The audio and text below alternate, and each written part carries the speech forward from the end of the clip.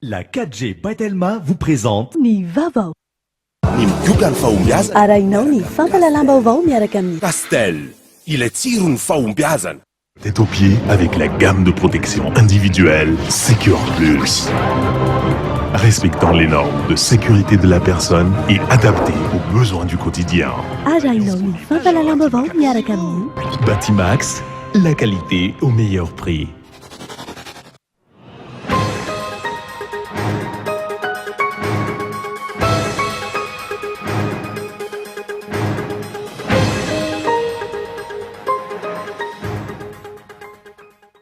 Nanaitran'ny maro izay no azo amarany fanapahana navoaka ny HCC ny zoma teo momba ny ilay fitoriana napetraka ireo solombavambaoaka ho an'ny fanovana amin'ny fitakiana izy ireo ny amin'ny tokony ampiantonany Flou R Rajaonarimampianina noho ny tsy nananganany hatramin'izao ny haute cour de justice.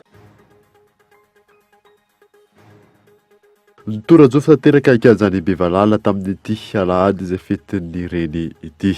Fahombiazana no hita hoe ireo mpikarakara nandritra ny fampisehoana androany izay niarahana tamin'ny Monsieur Saïd Tansimena Artsota. Maresaka iraisam-pirenena any Colombie tamin'ity androany ity sokatra ireo birao fandatsaha-bato amin'ny fifidianana filoham-pirenena any an-toerana. Fifidianana voalohany taoriana ny fifanarahana niarahana tamin'ireo farika ny taona 2024.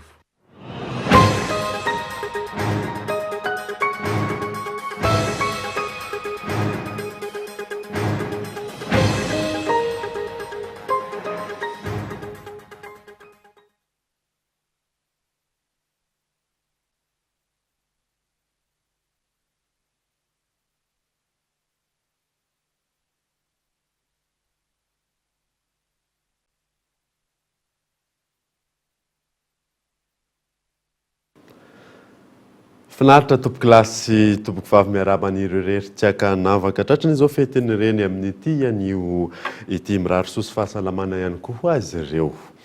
Nanombotsika ny vaovao mahakasika izay fetiny reny izay tany am-piandohana ireo Grika sy Romana no nitondra ny fankalazana izay nanaovana lanonana ho an'ny reazy reny Zeus Andriamanitra Grika avy any États-Unis kosa ny pura ny fankalazana amin'ny fomba moderna izay efa nanomboka tamin'ny taona 1790 ny alahady faharoa ny volana May namariana izany tany aloha tsy mitovy kosa ny fankalazana ny fetiny reny maneran-tany eo anelanelan'ny tapaky ny volana May sy ny fiandohan'ny volana Jona no andraisana izay andro ny fetiny reny izay. Lafim-baovao hafa kosa indray nanaitran'ny maro izay no azo ambara amin'ny fanapahana navoaka ny HCC ny zoma teo momba n'ilay fitoriana napetraka ireo solombavambaoaka ho an'ny fanovana amin'ny tokony hialan'ny filoham-pirenena Rajaonarimampianina noho ny tsy nananganany hatramin'izao ny haute cour de justice. Ny antsipriany izay ary. Mbola navotany fitsarana avy momba ny lalam-panorenana fandroany indray ny filoha Rajaonarimampianina ery ka tsy nisazy voasoratra ilay lalam-panorenana araky ny andininy fa 720 no nampiarina fa toy izao. Tsy maintsy ravaina ny gouvernemanta mahafaly. Ny Premier ministre de consensus dia miainga amin'ny andininy fa 420 ao amin'ny lalam-panorenana. Izany hoe ny hery politika nahazo ny solombavambahoaka be indrindra araky ny are laharana fa 240 tsipika CES tamin'ny 9 febroary taona 2024 tamin'ny fifidianana no manolotra ny Premier ministre. Ny gouvernemanta dia arakaraky ny tanjaky ny hery politika avy amin'ny fifidianana solombavambahoaka koa ny fizarana azy. Izany hoe ny mapara sy ny tima aloha no azo ny maro anisa indrindra, avy eo ny antoko malagasy miara-miainga, ny araka isika sy ireo tsy miankina. Tsy afaka manala ny Premier ministre sy ny gouvernemanta ny filoham-pirenena, tsy afaka mandrava koa ny antenimera-pirenena izy. Mila atao ao anatin'ny vanim-potoana ny maintany ny fifidianana amin'ity taona 2024 ity. Izany hoe tokony amin'ny volana Jolay na Septambra amin'ny taona 2024 ity. Raha ilatsaka ho kandida ny filoham-pirenena ankehitriny dia tsy maintsy miala amin'ny volana Jona ho avy izao. Amin'ny mahadidy sy fanapahana tsy azo ivalozana ny navoaka ny fitsarana avy momba ny lalam-panorenana, tsy maintsy hiatra izany ireo fepetra ireo. Raha tsy mahita fifanarahana politika ao anatin'ny 10 andro ny mpifanarana politika araky ny voarakitra ao anatin'ity fanapahana ity amin'ny andininy fa 420.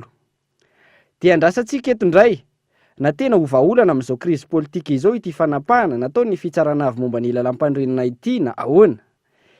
Enganika tsy ho toy ny pacte de responsabilité tamin'ny taona 2012. Namoaka fanambarana ny syndicat ny mpampianatra sy mpanabe io hariva io nosian'izy ireo ny filazan'ny ministry ny fanabezam-pirenena fa vitsisa ireo sekoly tsy mianatra ankehitriny nanamafy izy ireo fa hikatona ny sekoly rahampitso alatsinainy tsy mandray baiko avy amin'ny ministra intsony izy ireo raha ny fanazavana hatrany fanampanazavana. Mitoy ihany koa ny fanakatonana ny sekoly rehetra manerana ny nosy manomboka rahampitso. Antsoina ny mpampianatra sy ny mpandraraha rehetra indrindra ny eto amin'ny faritra Analamanga mba ho tonga eo amin'ny ministera amin'ny fanabeazam-pirenena rahampitso amin'ny 7 ora tsy diso. Tsy misy intsony fandraisana baiko amin'Andriamatoa ministra teo aloha fa miandry ny ministra vaovao. Eto zay dia manambara tsara amin'ny Paul Rabary. Tsy voatia greven'ny député zao na greve ny mpampianatra fa hatramin'izay matony greve ny mpampianatra ary tsara mpahafantarina fa ny mpampianatra amin'ny Maronisy mandeha manao greve satria marary ny mpampianatra ary zahay rehetra dia miray feo maneran'ny Madagasikara ka hiaraka ary hanoy izao tolona zao ary hitady ny tombotsoa ny mpampianatra satria efa marary loatra ny mpampianatra maneran'ny Madagasikara. Mitaraina kosa ireo mponina ao Antsabilo Ivato aéroport no ny fanotofana ny tambary fiveloman'izy ireo tsy misy ny fampiresahana tsy misy ny fanazavana avy hatrany dia fanotofana ny tany no miseho ary miasa andro amanalina izy ireo ka eto Andriatsilavo. Verevitra ireto mponina eto Antsabilo Ivato sy ny manodidina. Antony misy manototra ny tany sy ny tanimbary fivelomana hatrizay. Ity raim-pianakaviana ity ohatra raika amin'ny 70 taona izy zao ary efa namboly teo amin'ny tanimbary ny ray aman-dreny ny tany aloha. Tsy vitany hoe ho tototra ny tanimbary fa ho tsetsina ny lakan-drano fanariana maloto avy any amin'ny aéroport ka isy fiantraikany ratsy eo amin'ny tanàna sy ny trano fonenana. Misy ara-dalàna agny amin'ny zanako an'io miteny eo io fa tsy ampy fa fa atitra dia izy ho zaza mpandoha dia izy nanao ny fangatahana no tany tany mipoirany ato lasa n'olona ny taninao.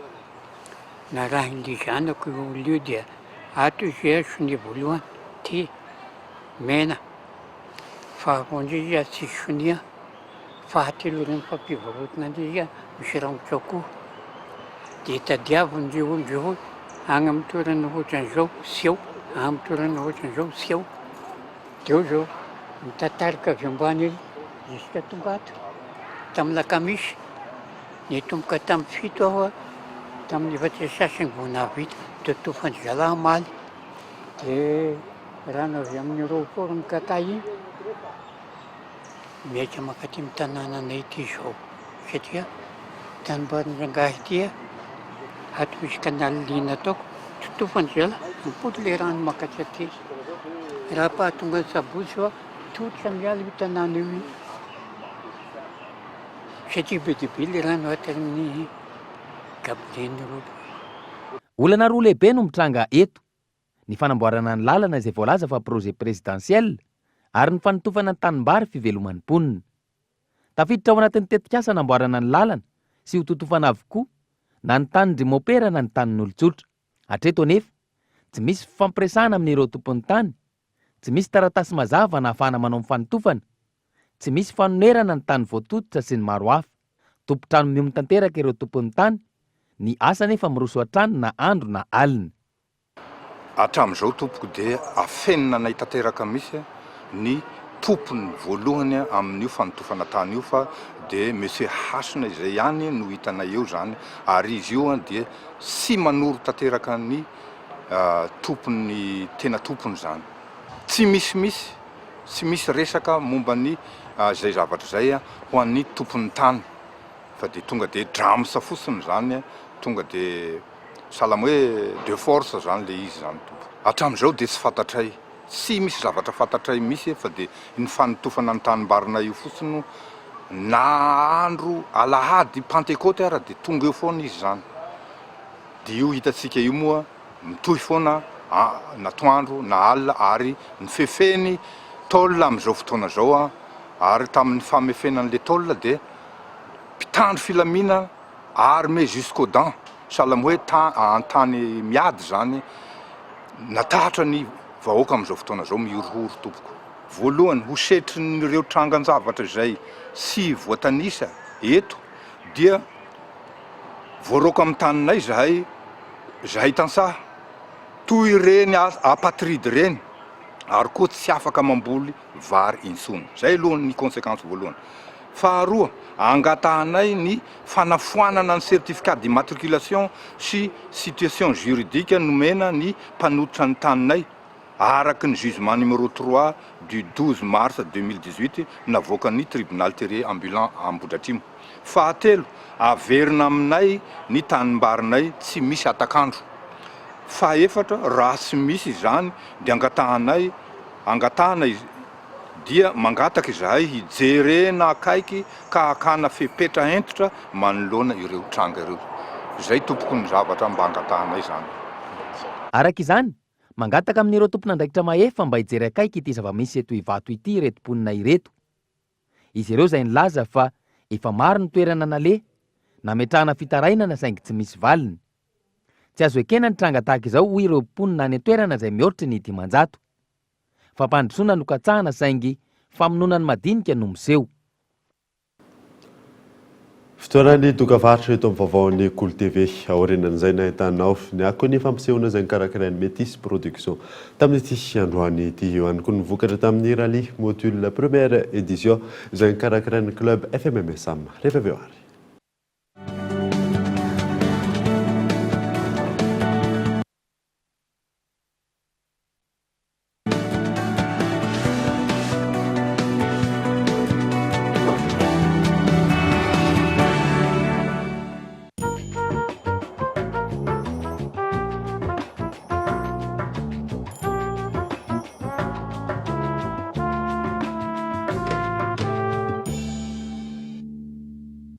Pour ton charme et ta distinction, pour la sécurité et la durabilité que tu offres, je te choisis Tilcor. Retrouvez la tuile en acier traité revêtue de pierres naturelles de Tilcor. Résistant au climat tropical, au vent violent pour une garantie anti-corrosion de 25 ans. Tilcor, un véritable atout esthétique pour votre habitat. Différents coloris disponibles en magasin. Batimax, la qualité au meilleur prix. Oui, appel vers tous les opérateurs.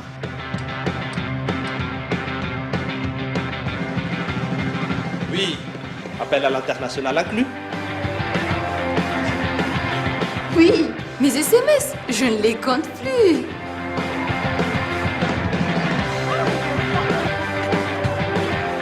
Et oui, l'Internet à la vitesse 4G. 0,5 arrière par seconde vers FAF et Club First. 1 arrière vers Telma et 3 arrière vers les autres opérateurs. Vous aussi, soyez First. À partir de 10 000 arrières, First Premium. Et découvrez First Prestige et First Royal pour encore plus d'avantages. Rendez-vous en Telma Shop ou sur FB Telma Madagascar. Telma, Safid que numéro 1 Malagasy.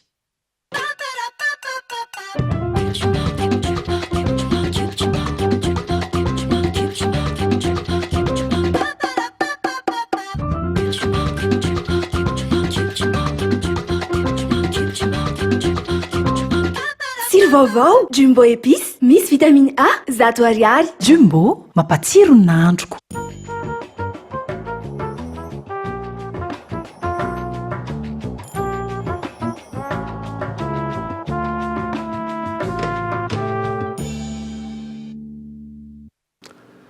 Verina tamin'ny fampalalam-baovao isika nitora-tsofo tanteraka ny kianjany Bevalala tamin'ny ity aladiny fetiny ireny ity fahombiazana no hita ho ireo mpikarakara nandritra ny fampisehoana androany izay niarahana tamin'ny Monsieur Saïd Tansimena sy Jot Fezo Ravaly.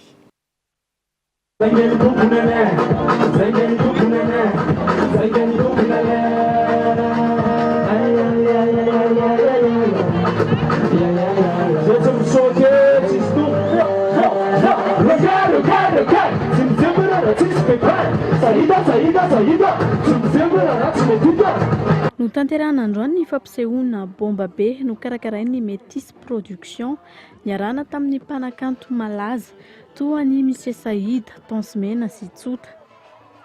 Ny Torajofa Rabakiteny ny mpianjany Bevalala nampandizan'ireo mpanakanto tamin'ireo hira mafana nosokajin'olona rehetra, tanora, ankizy ary olon-dehibe. Tamin'ity fetin'ireny ity afa-pony Métis Production izay efa fanta-daza amin'ny fikarakarana fampisehoana tahaka izao. Tena afa-po mihitsy izay mpikarakara izay miaraka Métis Production eto amin'ny Kianjam-Bevalala satria amin'izao ora resantsika izao ngamba atao hoe efa guichet fermé ny ato. Mipopoka tsara mihitsy ny nanaovantsika ny fetintsika. Tsinganiko manokana eto ny reny. Dia faly miaraba ny reny rehetra eraky Madagasikara indrindra izay nanosina an'ity fetinay ity. Ho tratriny taona mitsingeringerin'ny fetin'ny reny daholo tsika reny.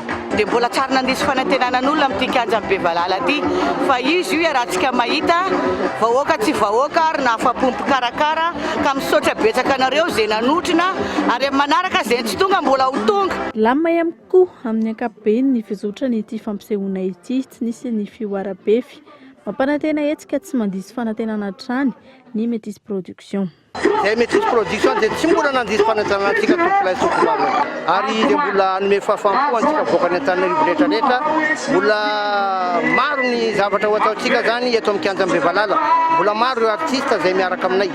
Isaorana amin'ny fipa, amin'ny sécurité, ny parking bien gardé, ambiance milamina be. Reny andritra ity fampisehoana ity avokoa ireo hira nankafizin'ny rehetra indrindra ny tanora ankehitriny ary mandeha amin'ny haino aman-jery samihafa.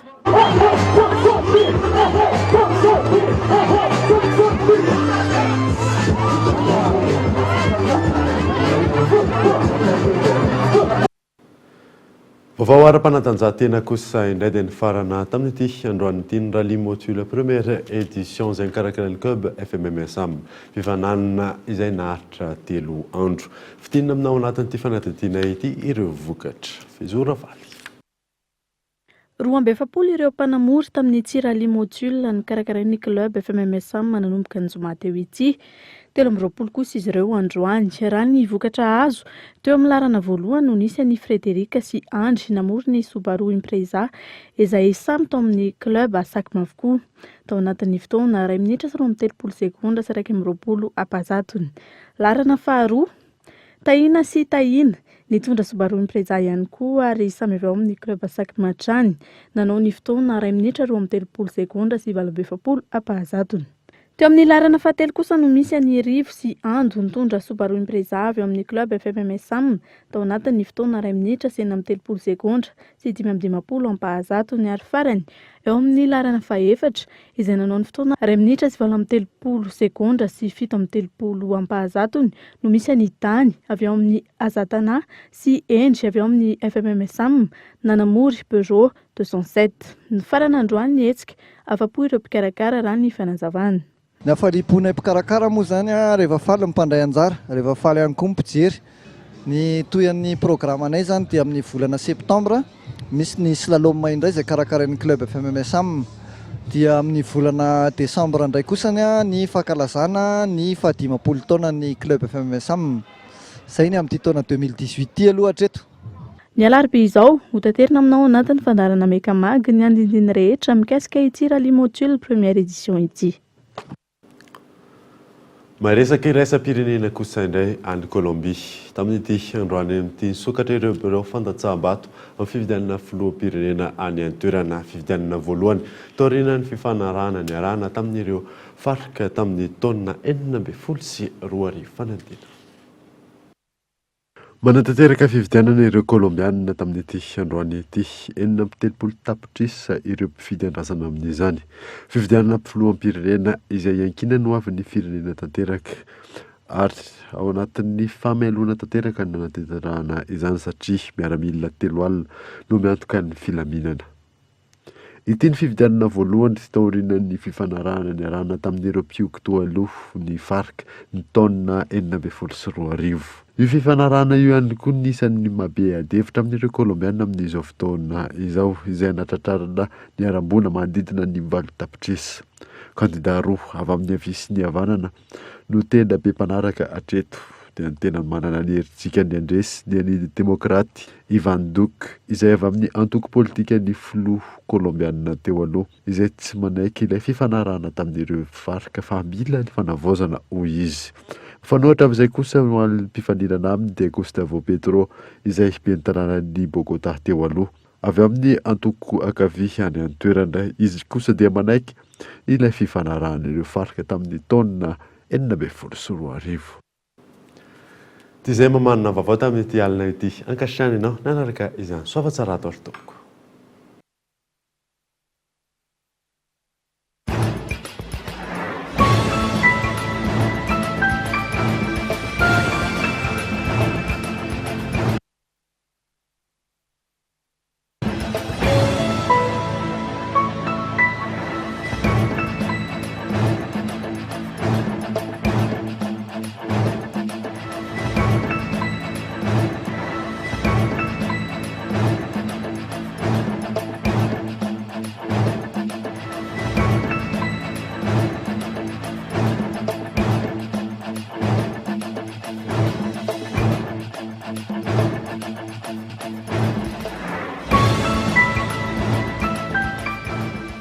Tête aux pieds avec la gamme de protection individuelle Secure Plus. Respectant les normes de sécurité de la personne et adaptée aux besoins du quotidien. Max, la qualité au meilleur prix. Pastel, il est tirun faumbiazan. La 4G by Telma vous a présenté Ni Vavao.